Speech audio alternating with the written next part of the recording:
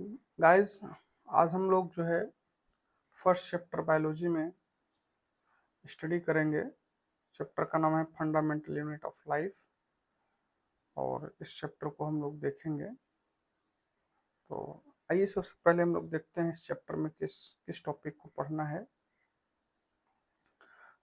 सबसे पहले हम लोग पढ़ेंगे what is the cell, cell क्या है। और उसके बाद जो है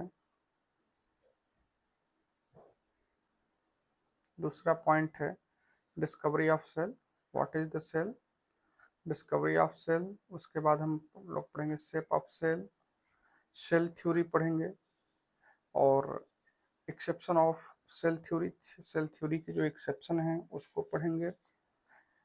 type of organism on the basis of number of cell, cell के बेस पे जो ऑर्गेनिज्म हैं उनको पढ़ेंगे। Type of cell on the basis of nucleus, nucleus के बेस पे जो सेल हैं। उसके बाद type of cell on the basis of cell wall, cell wall के बेस पे जो हैं कितने प्रकार के सेल होते हैं। इसके बाद हम लोग पढ़ेंगे पार्ट ऑफ सेल, जो सेल के पार्ट हैं उनको पढ़ेंगे, जैसे cell membrane, nucleus, cytoplasm and cell wall. उसके बाद how substance move in and out of the cell, substance जो है सेल के अंदर कैसे मूव करते हैं। और लास्ट टॉपिक हम लोग पढ़ेंगे सेल डिवीजन। तो पहला टॉपिक हम लोग स्टार्ट करेंगे, what is the cell. What is the cell में आप लोग बहुत अच्छे तरीके से जानते हैं सेल क्या है। सेल जो है structural and functional unit of life. क्या है? सेल है structural and functional unit of life. अब बात आता है कि इसको हम लोग structural and functional unit of life क्यों बोलते हैं। देखो, structural and functional unit of life इसको हम लोग क्यों बोलते हैं structural and functional unit of life. देखो, पहली बात है कि जो ऑर्गेनिज्म है, मतलब all organism, all organism made of of one cell और मोर देन वन सेल। पहली बात यह है कि जितने भी ऑर्गेनिज्म हैं वो एक सेल से बने हों या एक से अधिक सेल से बने हैं, ठीक है। इसलिए हम इसको बोल देते हैं structure, structural unit of life. But functional unit life भी जुड़ा है, फंक्शनल। तो दूसरी बात हम इसमें बताना चाहते हैं आपको, जो बायोलॉजिकल एक्टिविटी होती है, बायोलॉजिकल जो बायोलॉजिकल एक्टिविटी होती है,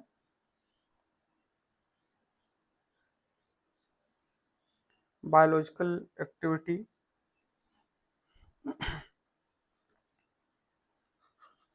जो बायोलॉजिकल लॉजिकल एक्टिविटी, जो बायोलॉजिकल एक्टिविटी होती है ये सेल के अंदर ही कंप्लीट होती है। Biological activity completed inside of cell, inside of the cell, ठीक। तो जो बायोलॉजिकल एक्टिविटी होती है वो सेल के अंदर ही कंप्लीट होता है, इसलिए इसको हम लोग structural and functional unit of life बोलते हैं। ये कंफर्म हो गया। तो structural and functional unit of life क्यों बोलते हैं, तो पहली बात है कि all organism made up of the one और मोर देन वन सेल, इसलिए हम लोग स्ट्रक्चरल बोलते हैं। एंड फंक्शनल क्यों बोलते हैं, क्योंकि ऑल वाइटल एक्टिविटी और biological activities completed inside the cell.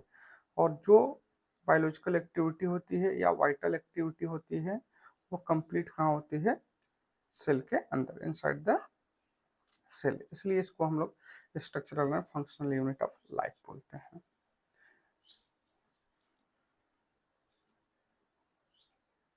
Next पे हम लोग देखेंगे डिस्कवरी ऑफ सेल के बारे में। डिस्कवरी ऑफ सेल में कौन साइंटिस्ट का क्या रोल है। तो सबसे पहले हम लोग बात करते हैं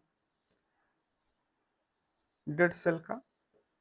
तो आप लोग जानते हैं कि रॉबर्ट हुक ने सेल को डिस्कवर किया था। किसको डिस्कवर किया था? सेल को डिस्कवर किया था 1665 में। बट जिस सेल को उन्होंने देखा था वो सेल डेड सेल थी। वो सेल कैसी थी? डेड सेल थी। उसके बाद जो है लिविंग सेल को देखा गया। लिविंग सेल जो है एंटनी वॉन लीवेनहॉक के द्वारा देखा गया है, जो 1674 में था। इन्होंने 1674 में जो है लिविंग सेल को ऑब्जर्व किया। सेल के अंदर जो है न्यूक्लियस पाया जाता है। न्यूक्लियस को रॉबर्ट ब्राउन ने डिस्कवर किया था। रॉबर्ट ब्राउन ने डिस्कवर किया था 1831 में। 1831 में। और इन्होंने इसको कहाँ पे देखा था? ऑर्किड रूट्स में। ऑर्किड्स एक प्लांट है, उस प्लांट के रूट में इसको देखा था। इसके बाद हम लोग बात करते हैं, एक वर्ड आता है प्रोटोप्लाज्म। प्रोटोप्लाज्म जो है टर्म दिया गया था J.E. परकिंजे और वान मोहल के द्वारा 1936 में। 1936 में ये टर्म दिया गया है। तो इस प्रकार से हम लोगों को सेल की डिस्कवरी के बारे में पता चल जाता है। नेक्स्ट टॉपिक हम लोग लेंगे shape of the cells. Shape of cell क्या है? देखिए, जो शेप है डिफरेंट डिफरेंट सेल के, वो शेप अलग होते हैं। हर एक सेल का जो शेप है वो अलग होता है।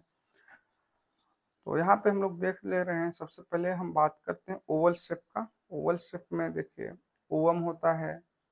ठीक है, ओवम क्या है? अगर ह्यूमन बॉडी की बात की जाए तो ह्यूमन बॉडी में लार्जेस्ट सेल जो है ओवम ही होता है। इसके बाद क्यूबोइडल सेल, बोन सेल जो है क्यूबोइडल फॉर्म में पाया जाता है। स्पाइंडल शेप में स्मूथ मसल के जो सेल होते हैं, स्मूथ मसल के जो सेल होते हैं वो क्यूबोइडल फॉर्म में पाए जाते हैं। एमीबॉइड शेप में कौन पाया जाता है? एम्बॉइड शेप में ल्यूकोसाइट होता है।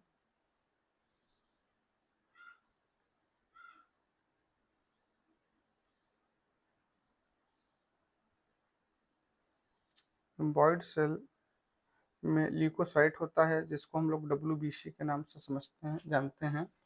WBC जो है ये आपको इम्यून सिस्टम में भी हेल्प करता है, यानी आपको डिजीज से प्रिवेंट करता है। इसके बाद सर्कुलर, यहाँ पे हम लोग देखते हैं सर्कुलर एंड बाइकन्केव शेप में RBC पाया जाता है, जिसको हम लोग रेड ब्लड सेल्स बोलते हैं। इसके बाद जो है नेक्स्ट है लॉन्ग एंड कंडक्टिव शेप में नर्व सेल पाया जाता है। और बॉडी में बोला जाए सबसे लॉन्गेस्ट सेल तो नर्व सेल ही है, लॉन्गेस्ट सेल। इसके बाद जो है सिलिंड्रिकल शेप में, सिलिंड्रिकल शेप में जो है स्ट्रेटेड मसल होता है। स्ट्रेटेड मसल को हम लोग पोलिंट्री मसल भी बोलते हैं। इसके अलावा सिलिंड्रिकल शेप में जाइलम वेसल्स और शिव ट्यूब भी पाए जाते हैं। इसके बाद हम लोग कुछ स्ट्रक्चर देखेंगे। यहाँ पे नर्व सेल है।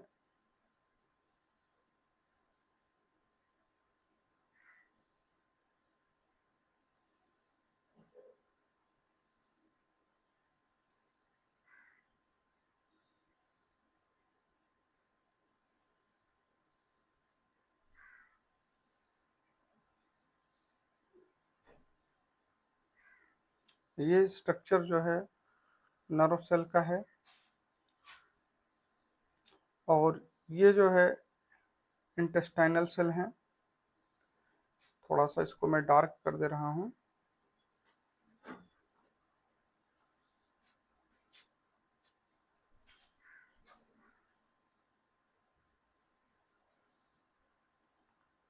ये इंटेस्टाइनल सेल है, कोई डार्क नहीं हुआ है, थिकनेस इसका मैं बढ़ा दे रहा हूँ, थिकनेस। और यहाँ पे हम लोग देख रहे हैं ये आरबीसी है, रेड ब्लड सेल है, और ये ओवम है,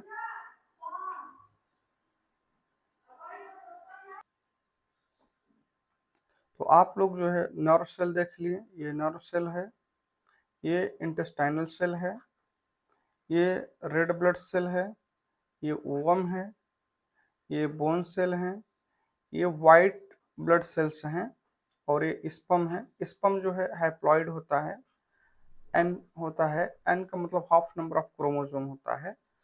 ये हैप्लॉइड क्या है, स्पम क्या है, हैप्लॉइड है। ये क्या है, हैप्लॉइड है। हैप्लॉइड का मतलब है, इसको एन से रिप्रेजेंट करते हैं, हाफ नंबर ऑफ क्रोमोसोम। तो आपको पता होगा ह्यूमन बॉडी सेल में, यानी ह्यूमन बॉडी सेल में जो है 46 नंबर ऑफ क्रोमोसोम पाए जाते हैं। तो 46 को हम लोग बोलते हैं 2n, और इसका हाफ यदि पाया जाए 23 नंबर में है बात, पेयर में नहीं है, 23 नंबर में यदि पाया जाए तो इसको हम बोलते हैं n, यानी हैप्लॉइड नंबर ऑफ क्रोमोसोम। चलिए इतना कंफर्म हो गया, आगे बढ़ते हैं।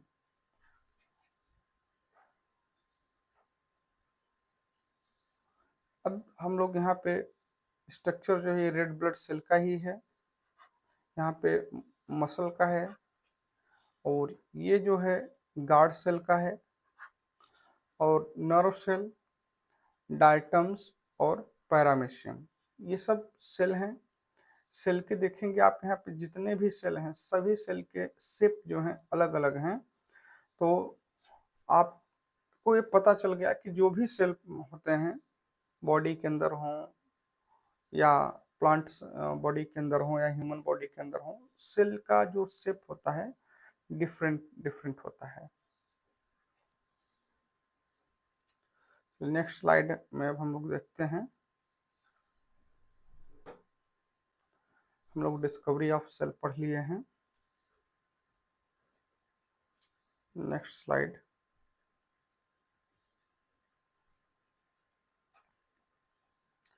Theory of cell. देखो थ्योरी ऑफ सेल जो है, सबसे पहले किसने दिया था इस चीज को हम जानते हैं, उसके बाद इसके बारे में देखेंगे। थ्योरी ऑफ सेल,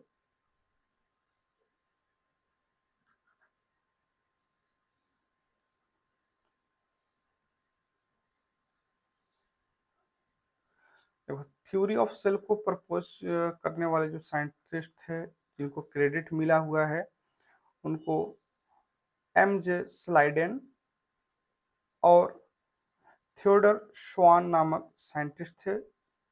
ये दोनों ने सेल थ्योरी को प्रपोज किया और इनको क्रेडिट मिला। स्लाइडेन जो थे ये 1838 में किए हैं, और ये बॉटनिस्ट थे। स्वान जो थे 1839 में किए थे, ये जूलॉजिस्ट थे। तो इन दोनों ने सेल थ्योरी को प्रपोज किया है। और इसके बाद जो है रुडोल्फ विर्को एक साइंटिस्ट थे, इन्होंने 1885 में ये बताया कि जो न्यू सेल होती हैं वो प्री एग्जिस्टिंग सेल से ही राइज होती हैं। वो क्या होती हैं, प्री एग्जिस्टिंग सेल से ही राइज होती हैं। और उन्होंने अपने वर्ड में बोला ओमनी सेलुला ई सेलुला, जिसका मतलब होता है जो नई सेल होती हैं या जो नई सेल बनती हैं वो प्री एग्जिस्टिंग सेल से ही बनती हैं। ठीक, यानी new cell arise from pre existing cell.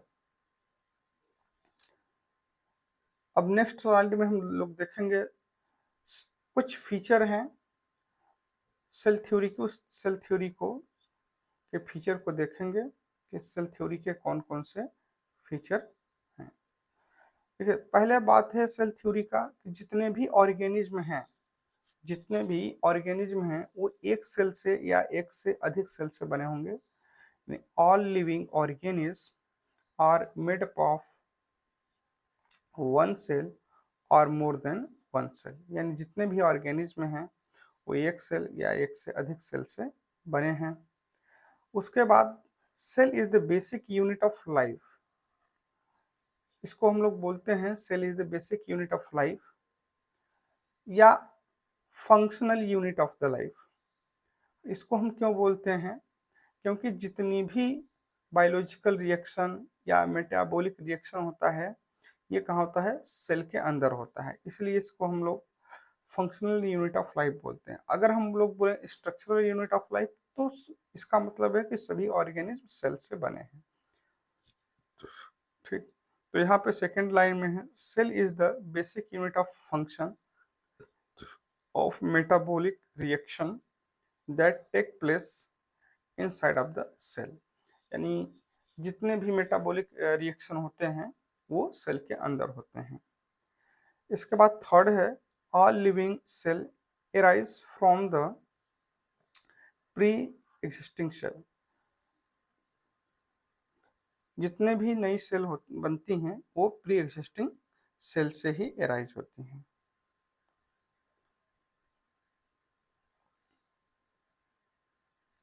अब हम लोग एक्सेप्शन ऑफ सेल थ्योरी, तो अभी हमने सेल थ्योरी में पढ़ा कि सभी लिविंग ऑर्गेनिज्म जो है सेल से ही बने होते हैं और उनका बायोलॉजिकल एक्टिविटी या वाइटल एक्टिविटी जो है वो सेल के अंदर होता है, लेकिन सेल थ्योरी के कुछ एक्सेप्शन भी हैं। देखिए, बात करते हैं हम लोग वायरस का। वायरस क्या है? सेल थ्योरी का एक्सेप्शन है। तो सबसे पहले सेल थ्योरी, जब हम सेल थ्योरी का एक्सेप्शन है तो किस प्रकार से एक्सेप्शन है इसको जानते हैं। जो वायरस है वो सेल नहीं है, जो वायरस है वो सेल नहीं होता है, जो वायरस है वो सेल नहीं है, सेल नहीं है। क्यों? क्योंकि वायरस जो है सिर्फ और सिर्फ प्रोटीन और जेनेटिक मटेरियल से बना होता है। जेनेटिक मटेरियल इसका डीएनए या और आरएनए होता है, इसमें एक ही पाया जाएगा, डीएनए ही पाया जाएगा या आरएनए ही पाया जाएगा।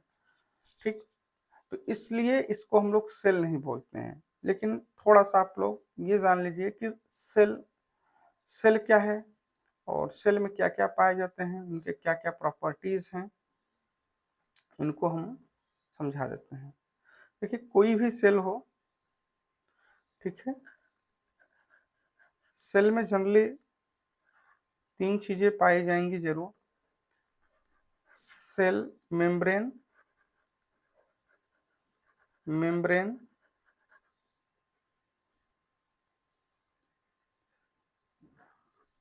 इसके बाद हम लोग बात करते हैं न्यूक्लियस और इसके बाद हम लोग बात करते हैं साइटोप्लाज्म। ये तीन चीजें जरूर पाई जाएंगी। इसमें साइटोप्लाज्म के अंदर जो है डिफरेंट टाइप के सेल ऑर्गेनेल पाए जाते हैं, जैसे माइटोकॉन्ड्रिया, गोल्जी बॉडी, प्लास्टिड। इसके अलावा इस साइटोप्लाज्म में स्टोरेज सब्सटेंस भी पाए जाते हैं, जैसे प्रोटीन, कार्बोहाइड्रेट, etc। तो इस प्रकार से आपको ये पता चला कि जो वायरस है वो वायरस सेल नहीं है, ये केवल एक प्रोटीन और जेनेटिक मटेरियल से बना हुआ है और वो भी जेनेटिक मटेरियल में डीएनए या आरएनए पाया जाता है। तो हम लोग एक्सेप्शन ऑफ सेल थ्योरी पढ़ लिए हैं। इसके बाद हम लोग नेक्स्ट क्लास में देखेंगे स्मॉल एंड लार्जेस्ट सेल के बारे में।